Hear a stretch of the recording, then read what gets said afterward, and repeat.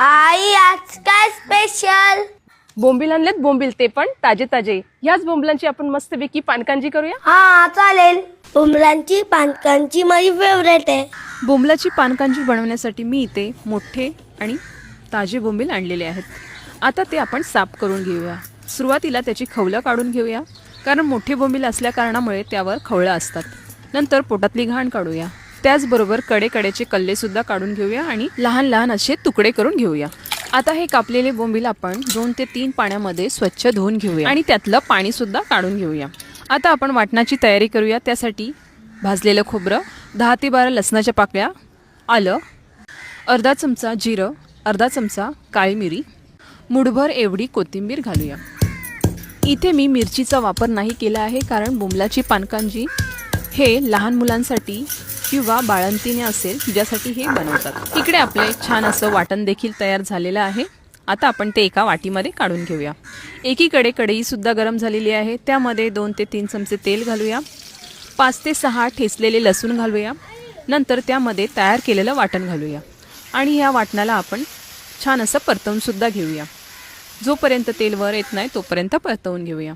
आता त्यामध्ये आपण पाव चमचा हळद घालूया आणि पुन्हा एकदा ह्याला असं परतवून घेऊया.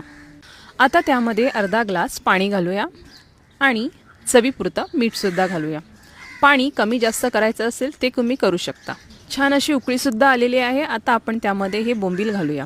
बोंबील हे लगेच शिजले जातात, त्यामुळे 2 ते 3 मिनटे आपण हे गॅसवर शिजवून देऊया. वरून थोडी कोथिंबीर घालूया, त्यामुळे आणखीन छान सुगंध येईल. आपली इकडे बोंबलाची पानकांजी तयार झालेली आहे.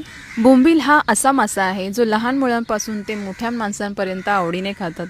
जर तुमच्याकडे बाळंतीने असेल किंवा 1.5 वर्षापर्यंत लहान बाळ असेल तर हे नक्कीच आवडीने खातील.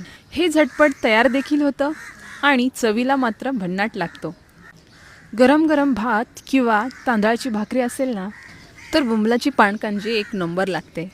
आपल्या इकडे बोंबलांची पानकांजीचा रस्सा, भाकरी, भात, तळलेले बोंबील तयार झालेले आहेत.